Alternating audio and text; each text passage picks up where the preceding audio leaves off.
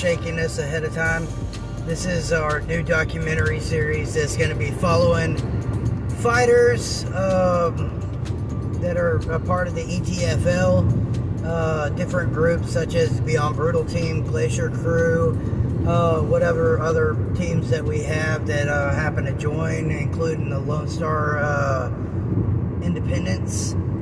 And we're going to be, this entire documentary series is going to be, basically, it's just going to be giving a behind the scenes type look at everything that we're achieving, building, or trying to get going with the ETFL. I've noticed that there's not a whole lot of stuff that gives, a little bit more insight on the background of fighters, and it doesn't really give a way for people to kind of get to know the fighters, to be able to become more invested. And I wanted to go ahead and start by doing a documentary series that gives the people, our fans, so to speak, a platform for them to be able to watch and grow with the people that they follow.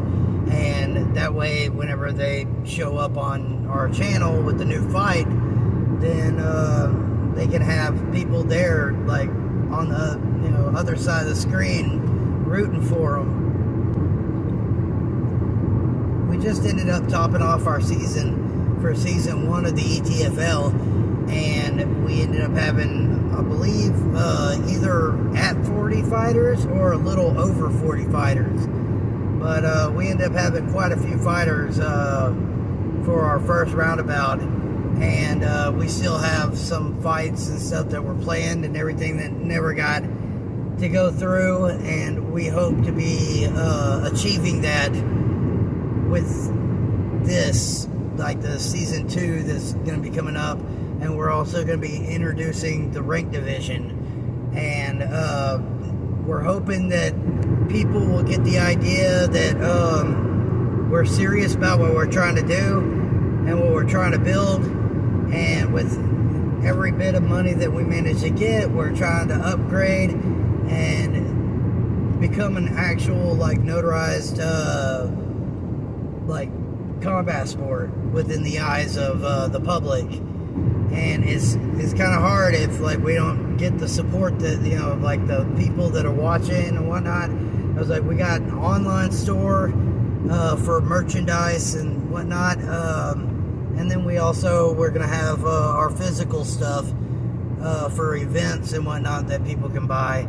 But every subscription, every comment, every like, every view, all that counts. And we need as many people sharing our content as possible if we're going to try to get this thing to move forward. The more avenues that we have as far as bringing somewhat money in, even if it's the slightest little bit, I was like, it helps. It helps that, one fighter that might be struggling a little bit and stuff to get a little breathing room so he can fight another day. And be able to enjoy what he's doing without the stress and the strain. This isn't just for us, it's for the fighters.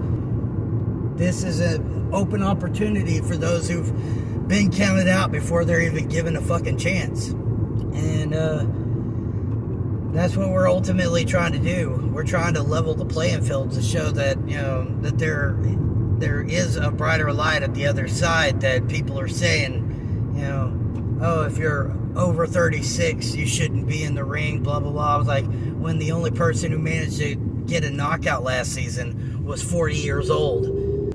Yeah, I would say everybody has potential.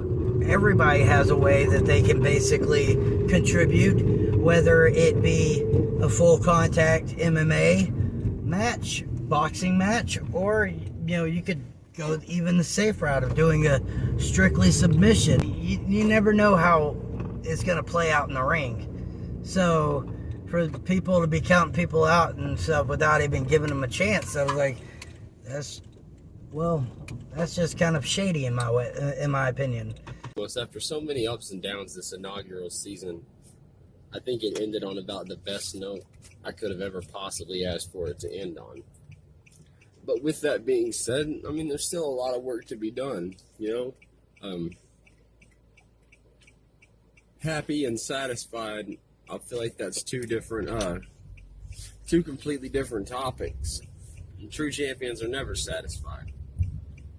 So, looking forward into the future for season 2, where I look to be setting at this time next year, all right.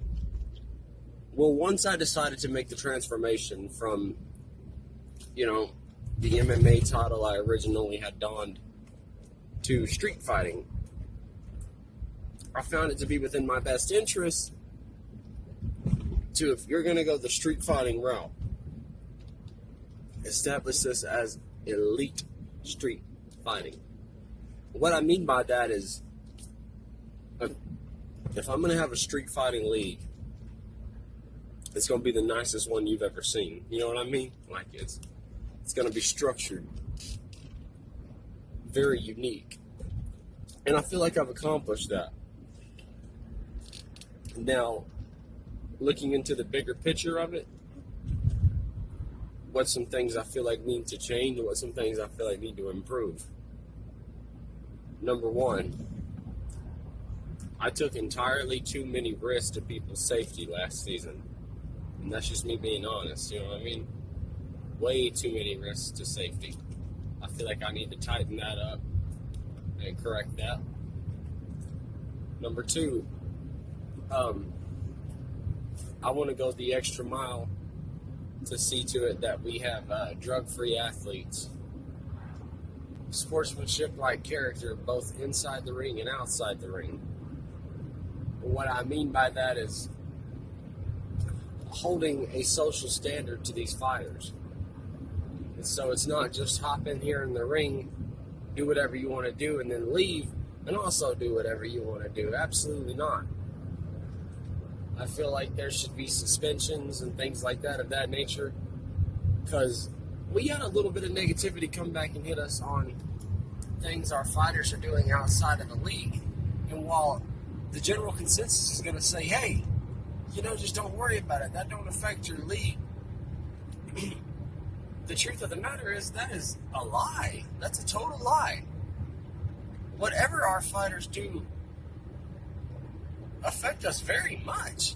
You know what I mean? People are going to hold our fighters in our league, our representation, all that. They're going to hold it synonymous. That's just the nature of the beast. So we need to make sure we got the best representation possible. And on the topic of suspensions, I think I'm going to be doing the suspensions a little bit differently next season. Not just, hey, you know, you can't fight for X amount of days. Why is that? Because there's really no morale back behind such a thing. They're once again running around and doing whatever it is they want to do, and probably going to do the very thing you suspended them for. So a positive reinforcement, keeping them actually directly involved. I want to see something community service like, you know what I mean? Doing some kind of good deed for the community, doing staff work at fights, you know, a certain amount of hours that you have to repay for a wrong deed. I think I'd like to see that. As well as within the junior division, I'd like to implement no pass, no play.